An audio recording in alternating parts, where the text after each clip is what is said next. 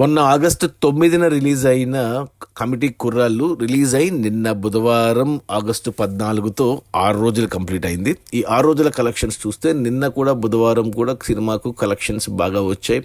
ఆన్లైన్లో 13,000 టికెట్లు, మంగళవారం మాదిరి 13,000 టికెట్లు బుక్ అయ్యాయి. సో మరో కోటి యాడ్ అయింది సినిమాకు. టోటల్గా చూసుకుంటే 6 రోజుల గ్రాస్ కలెక్షన్స్ వచ్చేసి 9 కోట్లు దాటింది. సో ఈ 9 కోట్లలో థియేటర్ల రెంట్లు, గవర్నమెంట్ ట్యాక్స్లు, ఖర్చులన్నీ పోను డిస్ట్రిబ్యూటర్ షేర్ వచ్చేసి 5 కోట్లు ఉంది. ఈ సినిమా బడ్జెట్ 10 కోట్లు అయితే థియేటర్లకి 2.5 కోట్లకు అమ్మారు. 2.5 కోట్ల షేర్ వస్తే సినిమా హిట్ అనుకుంటే 5 కోట్లు వచ్చింది, అంటే డబల్ వచ్చింది. రూపాయికి రూపాయి లాభం, అంటే డబుల్ బ్లాక్ బస్టర్ అయింది సినిమా. నిన్ననే సినిమా యూనిట్ అంతా నిన్న కర్నూలుకే వచ్చింది. సినిమా యూనిట్ అంతా అన్ని ఊర్లు తిరుగుతుంది ఇప్పుడు.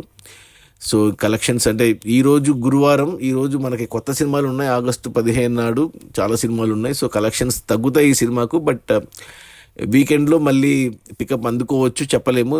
మొదటి వారం ఈ రోజుతో కంప్లీట్ అవుతుంది. రెండో వారం కూడా ఉంటే సినిమా ఈజీగా అంటే 10 కోట్లు అయితే కన్ఫర్మ్డ్ గ్రాస్. ఇక 10 నుంచి ఎంత దూరం వెళ్తుంది, లాభాలు ఎంత పెంచుకుంటుంది అనేది ఈరోజు రిలీజ్ అయ్యే సినిమాల ఇంపాక్ట్ వల్ల తెలుస్తుంది.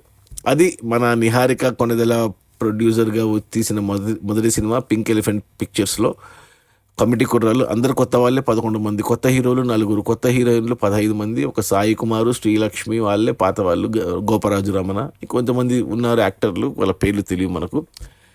రిలీజ్ అయిన మొదటి 6 రోజుల్లో 9 కోట్ల గ్రాసు, అందులో డిస్ట్రిబ్యూటర్ షేర్ వచ్చేసి 5 కోట్లు. సినిమాని డిస్ట్రిబ్యూటర్లు 2.5 కోట్ల కొంటే 2.5 కోట్ల లాభాలతో సినిమా డబుల్ బ్లాక్ బస్టర్ అయింది. Okay, bye.